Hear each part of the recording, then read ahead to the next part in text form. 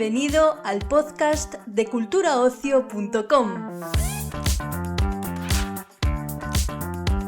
En esta ocasión te ofrecemos una nueva entrega del podcast de Cultura Ocio, el portal de noticias sobre cine, series, música y ocio en general de Europa Press para descubrir la adaptación de 100 años de soledad. Esta nueva serie de Netflix lleva a la pantalla la obra maestra del Premio Nobel de Literatura Gabriel García Márquez, uno de los textos esenciales de la historia de la literatura hispanoamericana.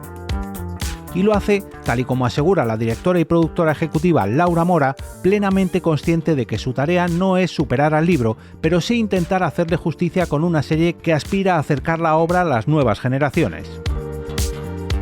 A continuación, podrás escuchar sus declaraciones en una entrevista realizada para Europa Press y seguidamente las de parte de su elenco. En un primer bloque charlaremos con la bailarina Susana Morales, la actriz Viña Machado y el actor Marco Antonio González, y a continuación con la actriz Marleida Soto y los actores Diego Vázquez y Claudio Cataño. Nuestra compañera Leire Marián ha podido charlar con todo el equipo de 100 años de soledad para esta entrega de Cultura Ocio. Bueno, pues Laura, en primer lugar quería preguntarte sobre el respeto que inspira adaptar una obra maestra de la literatura como 100 años de soledad. ¿Cómo manejasteis la presión que esto puede suponer?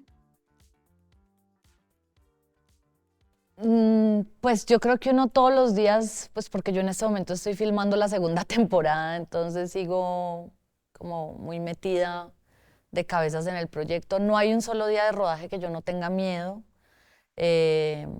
Entonces requiere miedo y valentía, miedo porque el miedo también lo mantiene a uno alerta. Creo que supone mucha humildad también, saber que no vamos a superar el libro y que no es nuestra intención hacerlo. Entender también que estamos ante dos lenguajes diferentes y que hay cosas de la obra que jamás podrán traducirse en imágenes. Y respetar el libro en su potencia poética, respetar el libro en cuanto a cómo nos narra, no solo a los colombianos, sino a los latinoamericanos, cómo nos cuenta la historia del mundo desde este lado. Respetar ese lenguaje y su complejidad, y creo que esas son un poco las herramientas que al menos yo he tenido para enfrentarme a una obra que además ha tenido toda mi vida un impacto muy, muy grande sobre mi propia obra. Entonces, también requiere un poco de locura y de arrojo poder enfrentarse a eso. Bueno, la serie cuenta con el beneplácito de la familia de García Márquez, pero en vida él era un poco reacio a que se adaptase su obra al audiovisual. ¿Crees que un autor tiene dominio absoluto sobre su obra aún después de fallecer, o hay veces que la importancia de esta la hace trascender y ser un poco de todos? ¿Y estaría él satisfecho con esta adaptación?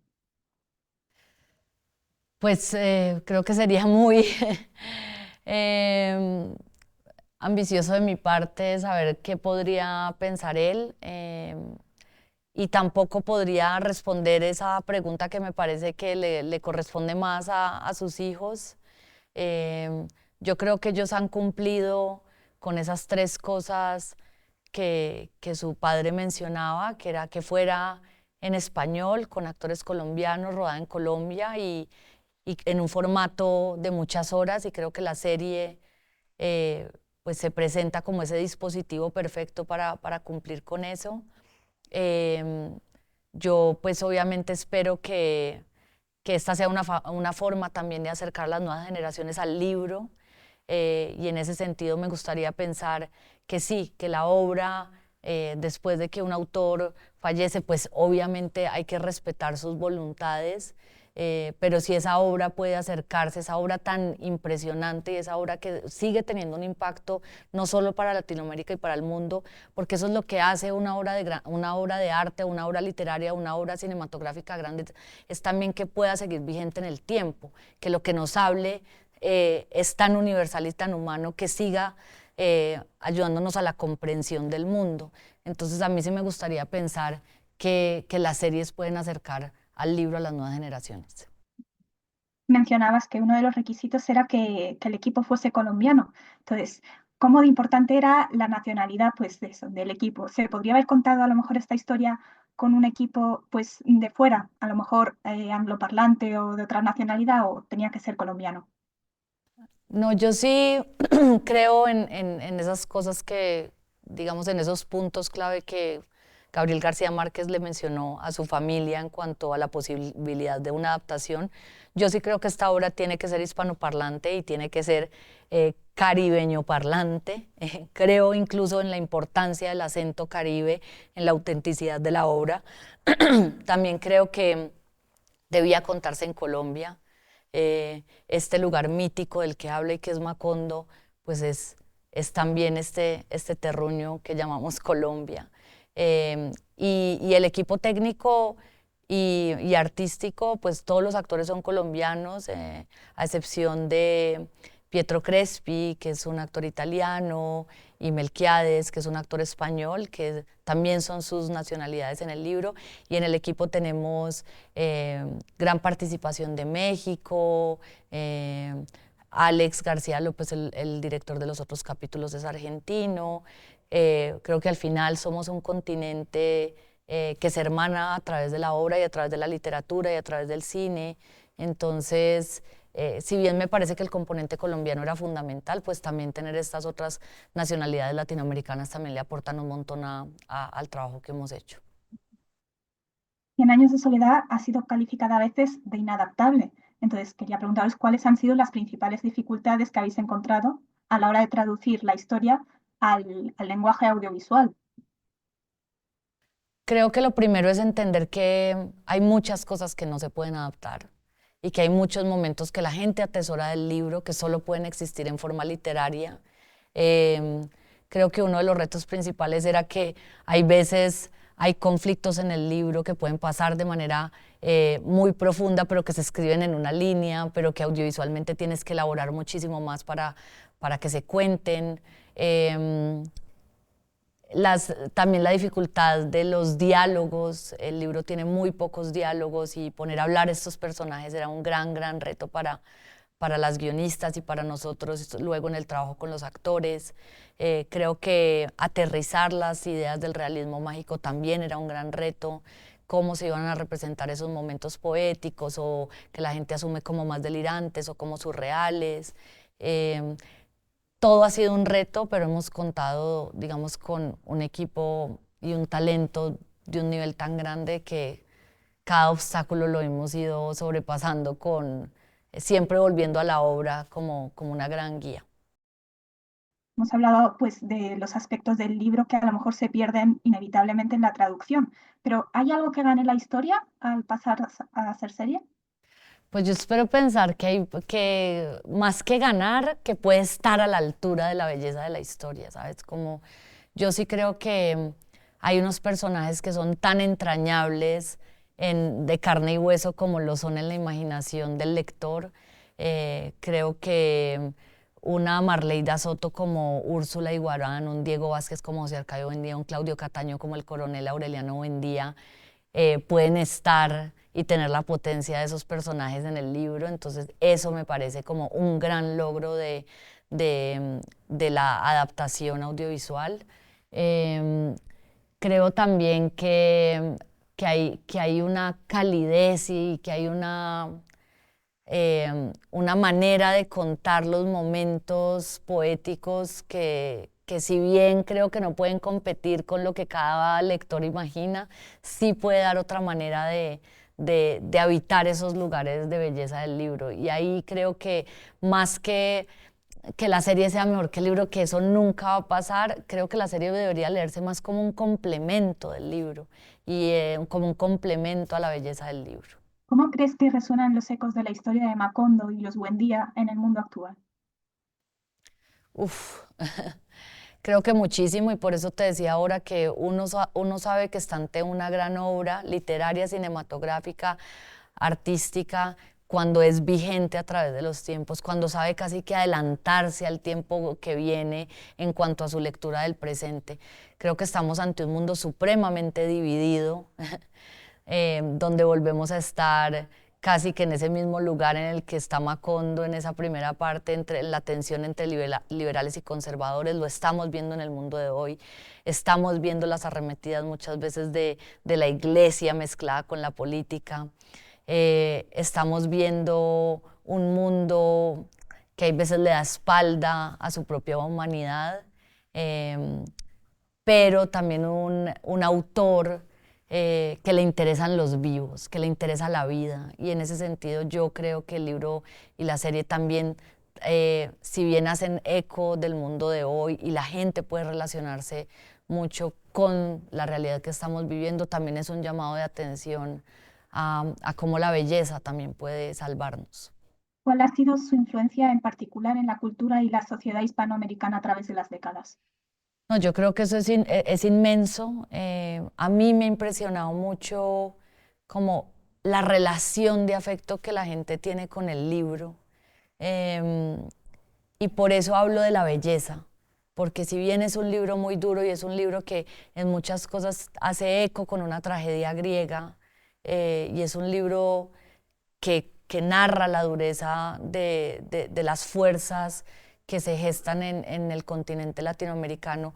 Es un libro que cuenta con tal belleza y con tal afecto las vidas de unos personajes, este lugar mítico que se llama Macondo, que eso es lo que la gente recuerda, ¿no? Y ahí es cuando yo digo, es la belleza y la poesía la que puede ayudarnos a atravesar los tiempos difíciles. Y en eso sí creo que ha habido una influencia tremenda, no solo en otros autores latinoamericanos, sino en muchísimos cineastas. Creo que cuando miras el cine latinoamericano está impregnado de una capacidad poética que creo que es heredada de esos grandes autores latinoamericanos como Gabriel García Márquez y en esta obra en particular. ¿Y qué importancia tiene a lo mejor el realismo mágico, la magia, la superstición, tanto en la serie como en el libro? ¿Ocupan el mismo lugar?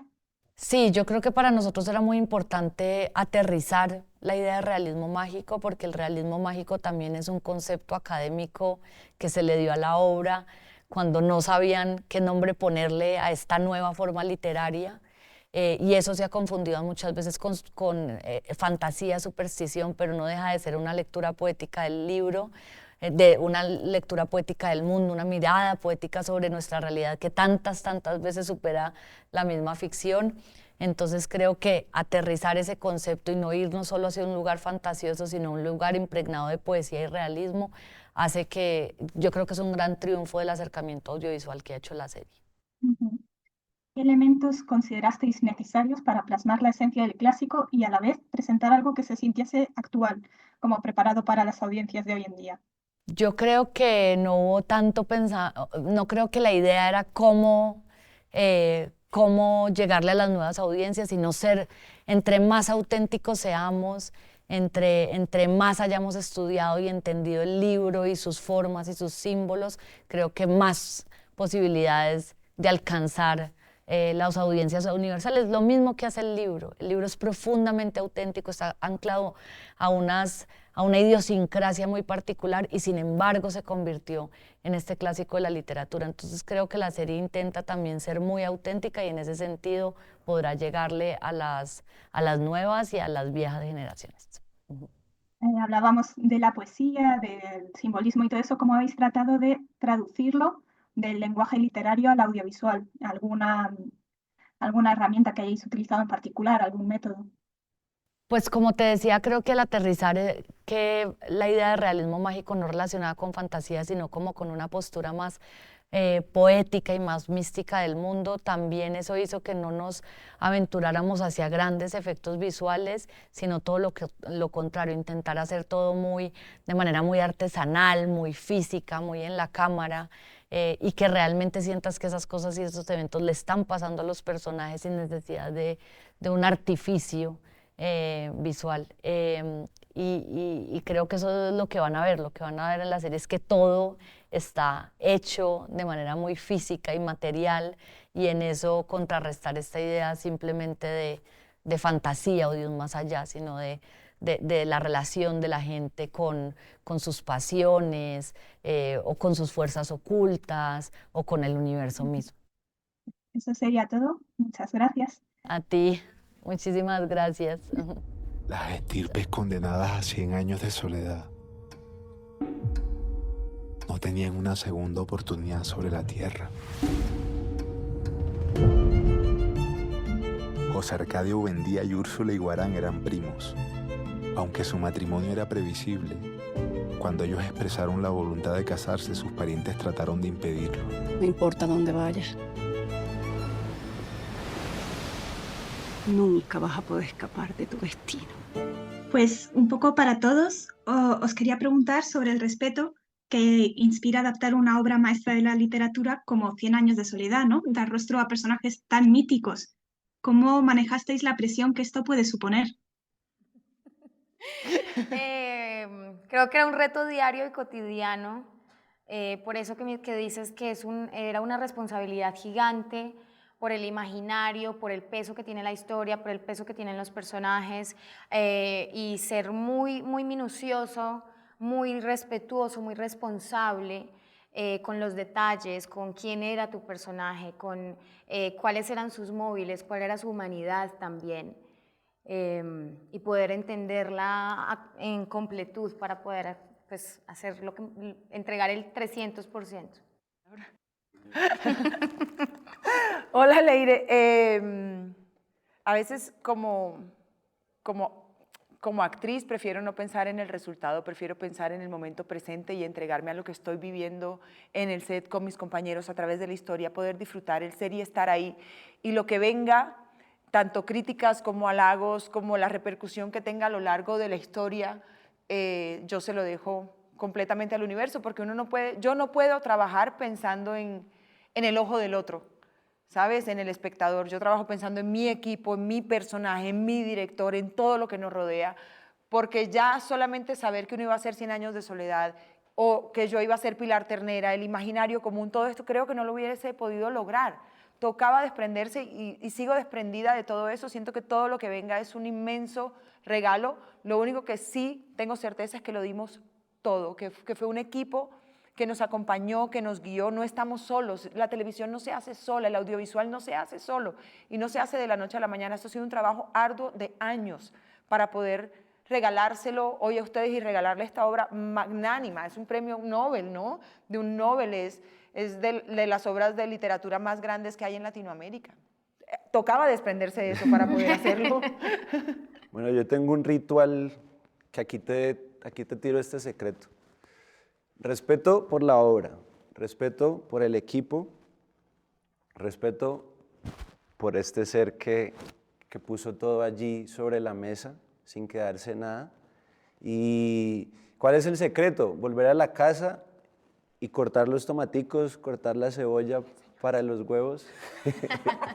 Y allí ya todo va tornándose otra vez tan humano después de todo este viaje tan riguroso y de tantas experiencias en tan corto plazo. Bueno, ¿cómo creéis que resuenan los ecos de la historia de Macondo y los Buendía en el mundo actual? ¿Cómo no? ¿Cómo no? Es una historia que no pierde vigencia, que no está en absoluto descontextualizada de nuestra cotidianidad como seres humanos, como cultura, como civilización, como sociedad colombiana y latinoamericana, y sigue vigente y seguirá vigente porque es una revisión a nuestra humanidad también. También hay cosas que podemos rescatar que es una obra que se escribió a finales del XIX, principios del siglo XX, y hay cosas que están que traídas a esta época serían inenarrables, digo yo, como esa cosa de Pilar Ternera, con la iniciación de los hombres, con estas relaciones interfamiliares que antes se veían un montón, ahora esto no sería viable, y eso es chévere traerlo hoy a esta conversación y decir, sé que está todo muy contextualizado, pero ya hay cosas que no suceden, que afortunadamente ya no suceden. Y hay otras que sí suceden. Ajá. Como tantas realidades humanas, pero yo creo que la invitación es esa precisamente. La vigencia está en la reflexión que podamos tener con la obra y cómo integrarla todas las dinámicas humanas de hoy en día, ¿no? que por supuesto no desconocemos. Bueno, por supuesto, la obra trata muchísimos temas, pero si os tuvieseis que quedar con uno o con una reflexión, ¿cuál es el que más os llega personalmente? ¿Cuál sería ese mensaje que querríais compartir? Marco ha estado diciendo todo el día algo muy lindo y es esa cosa de descubrir lo del niño que tenía Hap, ¿no? Que se fascinaba con un hielo, que quería inventar, que descubrió él por sí solo la redondez del mundo, que creía que un imán iba a arrastrar oro, o sea, como poder mantener viva esa y creer que uno puede cambiar al mundo con pequeños entornos, con pequeñas acciones, con que una mujer lidere todo un pueblo. No, creo que es bien inspiradora la obra. Yo me quedo con esa cosa de volver al niño y jugar y descubrir el mundo de una manera horizontal o vertical. ¿De qué manera? Ay, Dios mío, ¿con qué de todo me quedo? Creo que me quedo con la humanidad profunda y cruda a veces también, que quizá nos miramos desde lugares que son muy bondadosos, pero también está chévere mirarnos desde otros lugares que no son tan lindos y que hacen parte de lo que somos como seres humanos, ¿no? Todos tenemos un poco de Amaranta adentro, todos tenemos un poco de Úrsula, todos tenemos un poco de Pilar, de Hap, ¿sí? Como esa profunda revisión a nuestra humanidad a mí me atraviesa un montón. En mi caso sería la integración de todo lo que nos compone, las pasiones, el odio, la guerra, el desamor. Creo que al integrar todo esto, pues tiene uno como una idea, ¿no? De por lo menos cuál es la tarea. Y yo creo que es la tarea, personalmente siento que cada cual sabe cuál es el norte de su tarea y allí pues esta reflexión lo vuelve y lo ubica uno allí. Entonces eso y la memoria de nuestra cultura popular que bueno, que es tan grata, y nosotros como latinoamericanos, yo como mestizo, me siento feliz de poder también darle vida a este proyecto. Y bueno, pues quería preguntaros por último, que si creéis que el mensaje que puede recibir el público actual es el mismo que cuando se escribió, o con el tiempo surgen nuevas lecturas y nuevas miradas, que es algo que ya estabais comentando un poco antes.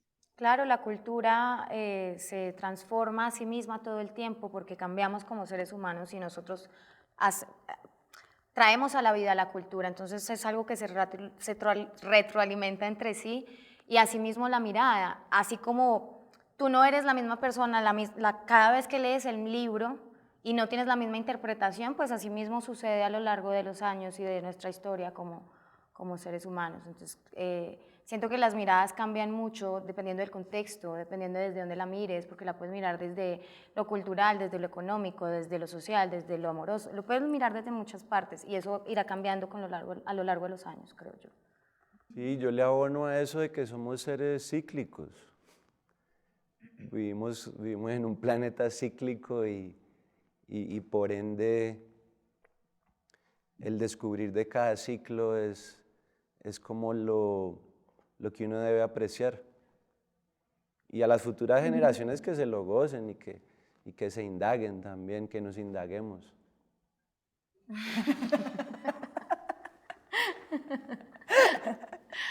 Yo creo que no sé qué pensaría mi madre cuando leyó 100 años de soledad a leerla yo ahora, o que lo lea mi hijo o mis sobrinos. Creo que hay cosas que podrían ser, el imaginario cambia, evolucionamos. Hay cosas que son medio inconcebibles para unos niños ahora y para nuestros padres caribes, para los míos, o para esta Colombia profunda, son cosas que están muy claras, intrínsecas en nuestra cultura. Entonces, hay que, como dicen, evolucionamos, hay que dejar que todo este pensamiento evolucione, y creo que la sacamos en el momento correcto, en el contexto correcto, y que se la disfruten. Muchísimas gracias y mucha suerte con la serie. Gracias, Leire. Gracias a ti, Leire. Leire, que estés bien. Gracias. Feliz día. Gracias. Vamos a construir ese lugar soñado, donde nadie pueda decidir por otros hasta la forma de morir. Y este lugar se va a llamar Macondo.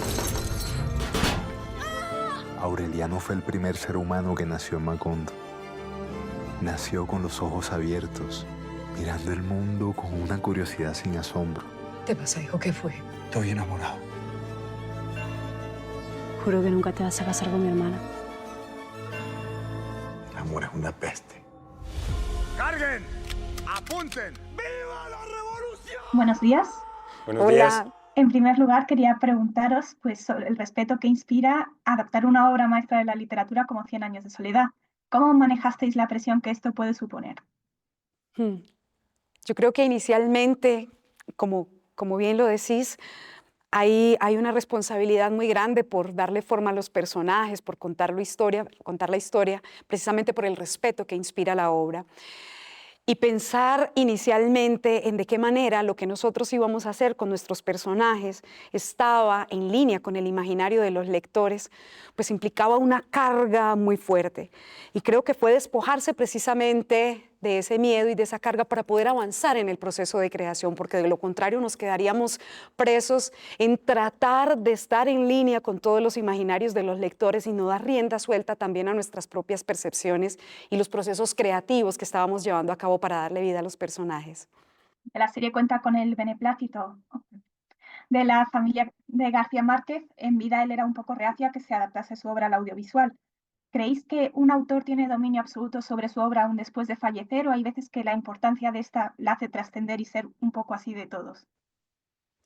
Pues yo creo que siendo una obra tan icónica y tan casi que personal para cada quien, cada una de las personas que en algún momento dado se ha acercado a ella y la ha leído, o al menos lo ha intentado, se vuelve una obra personal.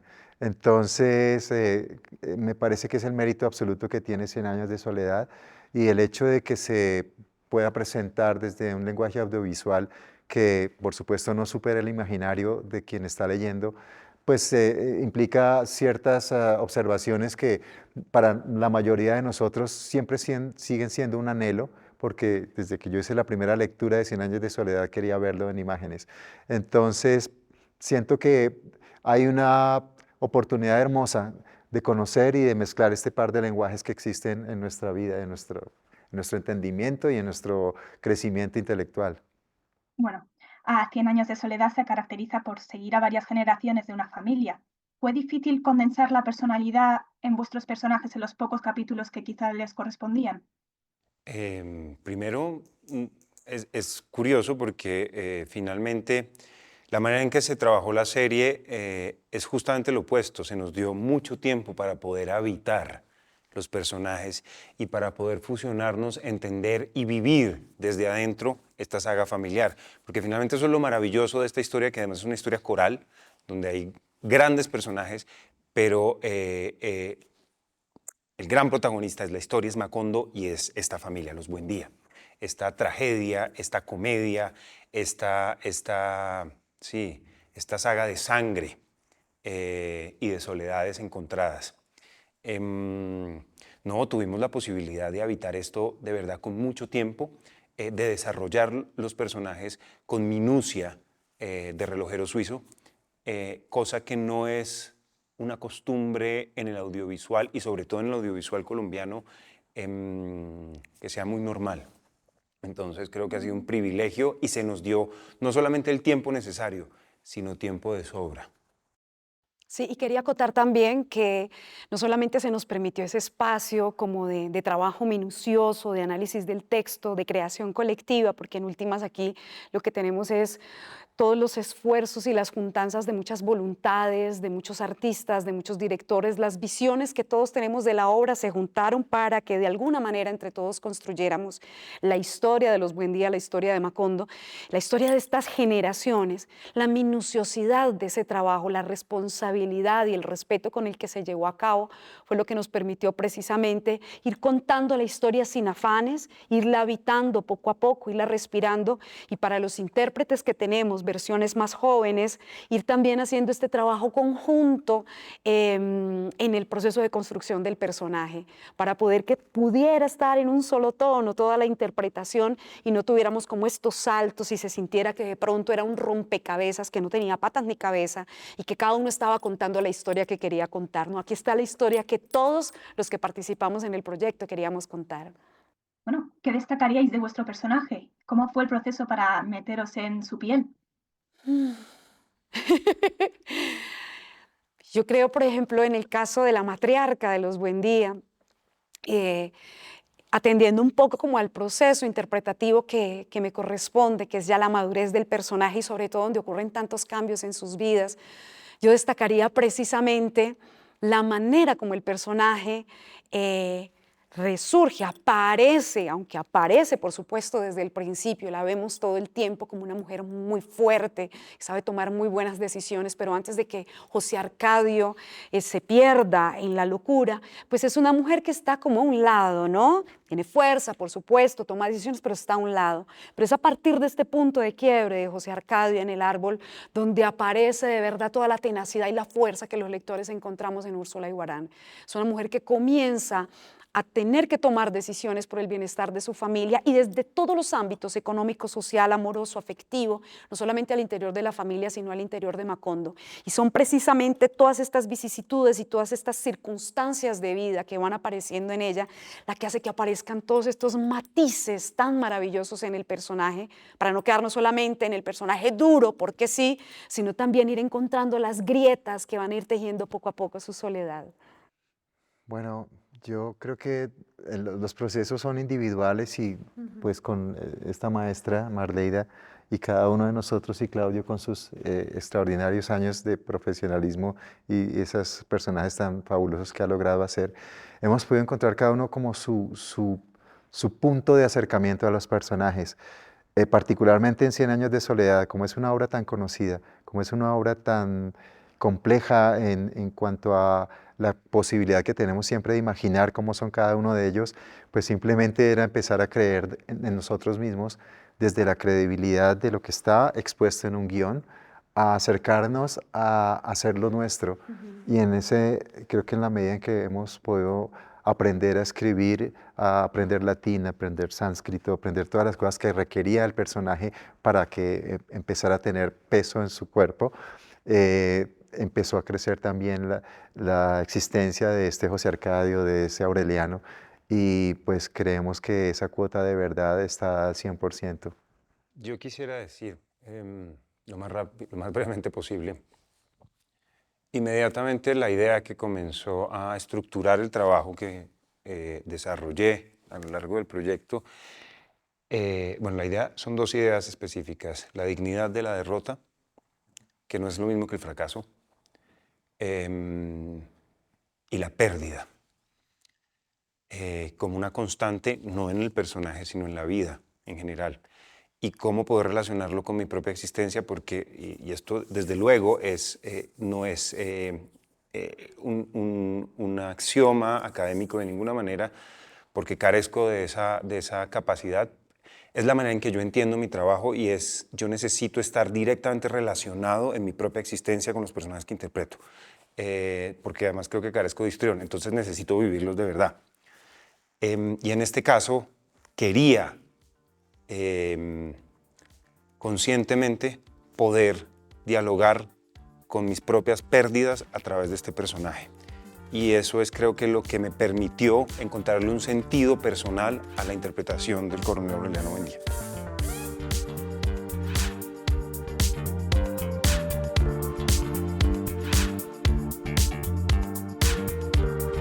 Despedimos esta entrega del podcast culturaocio.com invitándote a descubrir el resto de episodios de este podcast, así como todo el catálogo de programas de nuestra red a través de Europa Press-podcast.